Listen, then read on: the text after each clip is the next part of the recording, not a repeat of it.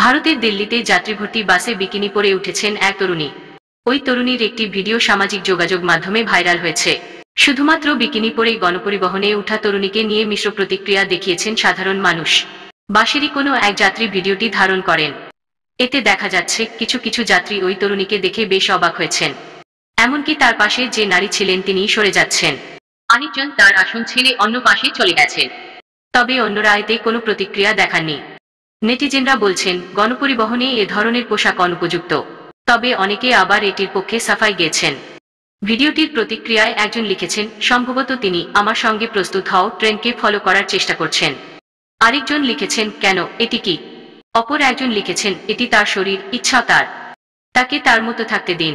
আরেকজন লিখেছেন, আমি এটি নিয়ে বিব্রত, কোনো সাধারণ জ্ঞান নেই। এর আগে দিল্লি মেট্রোতে প্রায় একই ঘটনা ঘটান এক নারী। তিনি শুধুমাত্র ব্রা এবং মিনিস্কার্ট পরে মেট্রোতে উঠে পড়েন। ওই সময়ও এ নিয়ে তীব্র সমালোচনা তৈরি হয়। পরবর্তীতে দিল্লি মেট্রো কর্তৃপক্ষ একটি বিবৃতি দেয়।